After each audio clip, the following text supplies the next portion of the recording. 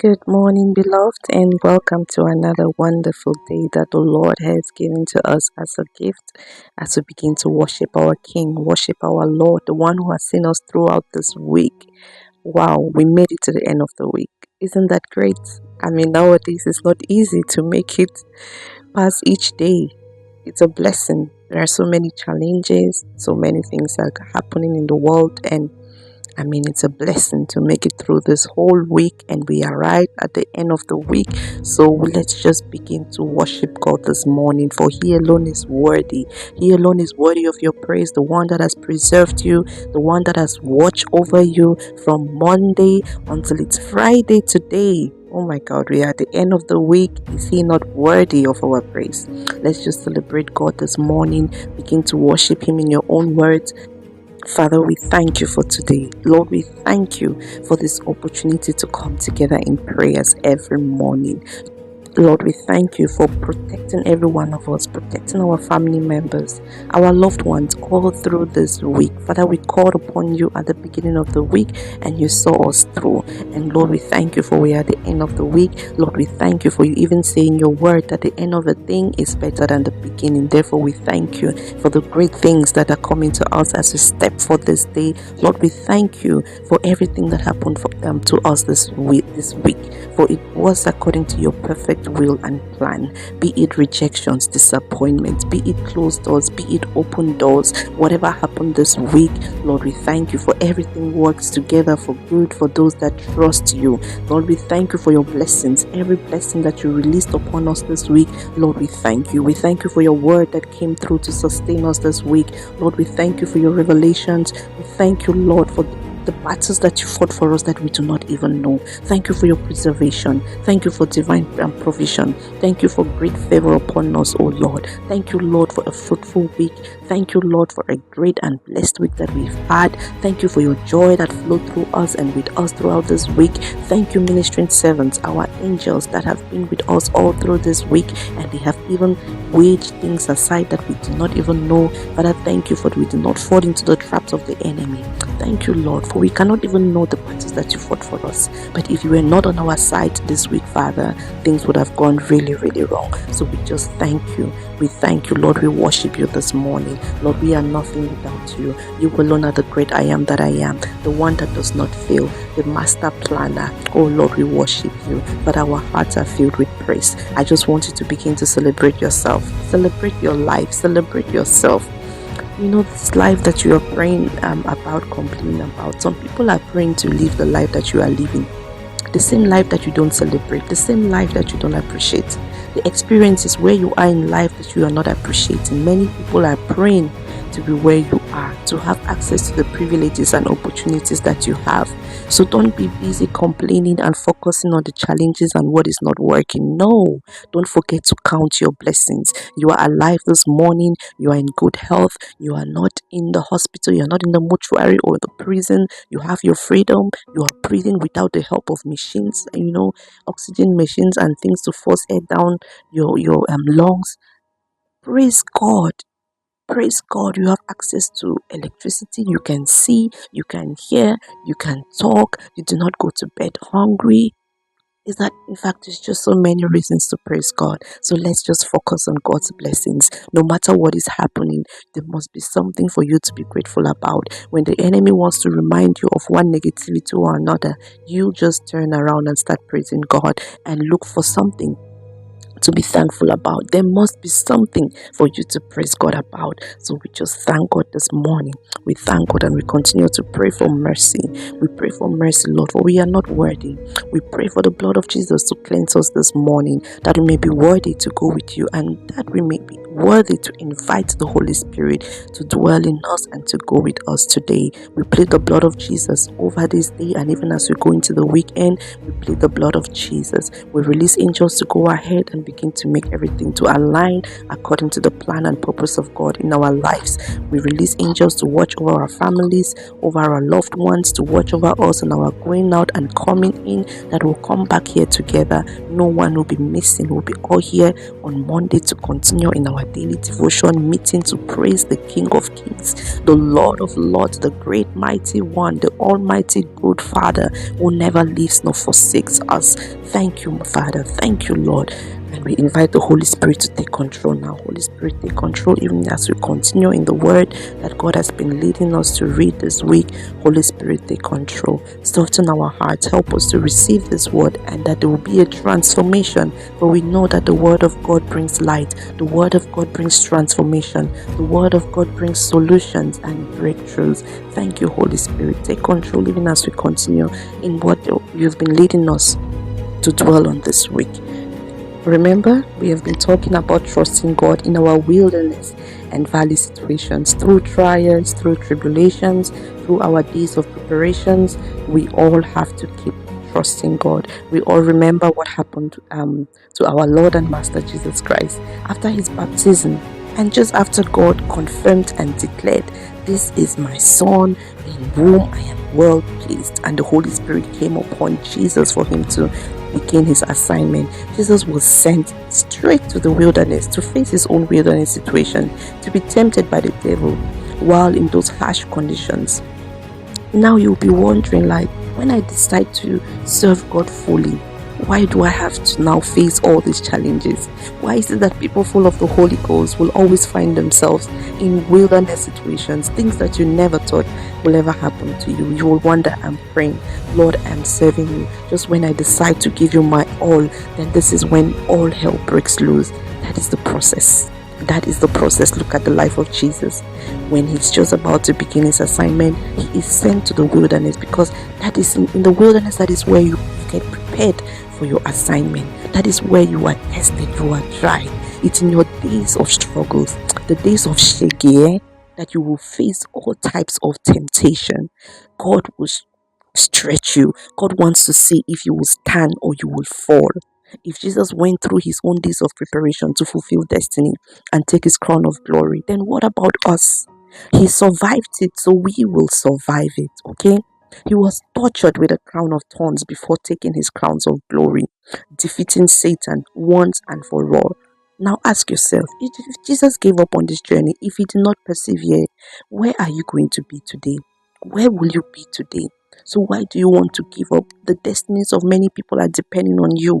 If you give up, think of the lives that will be lost. What will you explain to God? Why did you give up? Why? You have to keep plowing ahead. The grace of God is sufficient, and God will always send you help. God will always send you exactly what you need in your wilderness situation, so far as you're dwelling on the word of God and holding on to God. I'm telling you, he will never leave you. You know, you will always go through that situation. Let's read from the book of Deuteronomy, from chapter 8 verse 2 says, "And thou shalt remember all the way which the Lord thy God led thee 40 years in the wilderness, to humble thee and to prove thee, to know what was in thine heart, whether thou wouldest keep his commandments or not." That's what I'm saying. Like, God wants to see. He did not take the Israelites from the hands of the Egyptians straight to the promised land. That was a journey that was meant to be so short, 40 days. It turned to 40 years. God forbid. Just say, this will not be me. I will dwell in the word. I will not fall into temptation. I will not complain. I will not prolong my days in the wilderness. Now it goes forward to say in verse 3, "And he humbled thee and suffered thee to hunger, and fed thee with manna, which thou knewest not, neither did thy fathers know, that he might make thee know that man doth not live by bread alone, but by every word that proceeded out of the mouth of the Lord doth man live." You see what God is saying here? So for you to survive the wilderness, you have to hold on to God. You have to read the word of God. You have to meditate and reflect on the word of God. Being in the word of God is spending time with God, and it is the word of God that turns every situation around. Whatever you need, you have to find a scripture that will you will meditate on day and night to overcome that situation. So now it's very easy for us to say, "Man shall not live by bread alone, but by every word of God." But is it easy to practice it? If Jesus was not grounded in the word of God, he wouldn't have survived in his days in the wilderness. Look at the way Satan came to him and was tempting him, throwing all sorts of temptations his way. I'm telling you, with that hunger, when he was fasting, not having eaten for how long, that hunger can be that fasting period, where you have nothing. That is when the devil will come and throw all sorts of temptations on you. I'm telling you. You see a beautiful girl with all the beauty, that is when the very wrong men will be attracted to you. It's just how it is. The temptations will be so very high. Now, when Jesus was responding to the devil in that wilderness, you see where he got the scripture from to shut the devil up. He went back all the way to Deuteronomy 8 to get the scripture to fight the devil. When situations are up against you, when the devil is trying to test your faith in God and to see if you're really a child of God, what scriptures do you have in your mouth? The scriptures, the word of God, they are like bullets that you release to fix situations. You release to put down the devil. So now, are you studying the word? If things are coming up against you, if you were in Jesus' situation, what scripture will you use? Ask yourself, please reflect on it. How many scriptures do you know that you can use in every situation? You must find at least 5 scriptures that you know in your head for every situation that the devil is bringing you. Fire back with those scriptures. That is how you overcome situations. See where Jesus went back all the way to Deuteronomy. As we read from chapter 8, that is where he went and took this word of God. Man shall not live on bread alone, but on every word that proceeded from the word of God. I'm telling you, the word of God is powerful. The word of God is sharper than every double-edged sword. The word of God brings solution. It brings healing. It brings peace. You have to depend on the word of God, not depending on your job, not depending on the man who said or woman who said they were going to help you, who promised you help, not depending on your own strength. You have to depend on the word of God. If you have to smoothly go through your days of wilderness, you must hold on to the word of God. That is where all the solution lies. The book of James verse 1, 2-3 says, "My brethren, count it all joy when you fall into diverse temptations." NIV version says, "Consider it pure joy, my brothers and sisters, whenever you face trials of many kinds. Count it all joy, because it means God is on your matter." Yes, if you're not facing temptations, then there's something wrong. When you pray for your land of milk and honey, the first sign that God has heard you is that things will get tougher. Yes, the answer begins in the wilderness to prepare you for what you are asking God for, to stretch you and test you, to see if you're ready for this thing that you're asking for, to see if you're ready for your next level in life. Count it all joy. See, there is just something about the joy of the Lord. Do you know how many times the Bible talks about joy? Joy, be joyful, because there is something that happens around you when you are joyful. The book of Thessalonians, 1 Thessalonians 5 says, "Let joy be your continual feast. Make your life a prayer, and in the midst of everything be always giving thanks, for this is God's perfect plan for you in Christ Jesus." Joy, prayer, thanksgiving leads us into God's perfect plan. Psalms 32 verse 7 says, "Lord, you are my secret hiding place, protecting me from these troubles, surrounding me with songs of gladness. Your joyous shout of rescue release my breakthrough."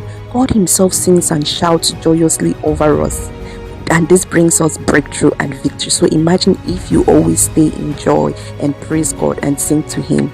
Please, let's go this day with joy as we go into the weekend. Be joyful. Just keep praising God. Be joyful. We are from a kingdom where joy never ceases, and you will see what God will do in your life. Are you ready? I got joy, joy, joy, joy, joy, joy, joy, joy, overflow. In my life, I got joy, joy, joy, joy, joy,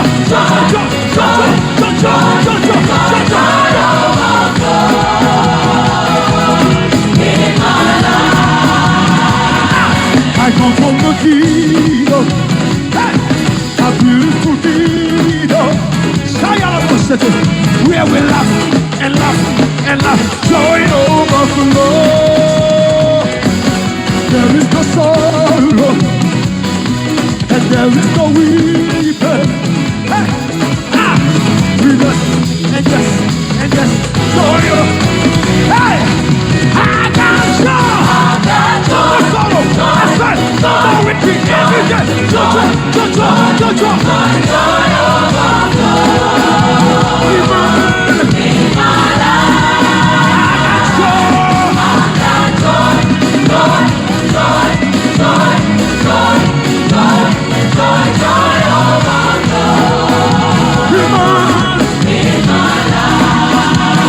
Everybody, let's go.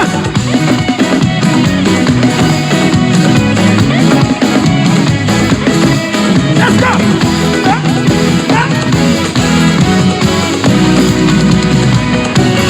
Joy like a river, peace like a fountain. My life is greater joy overflow. And the heritage of God.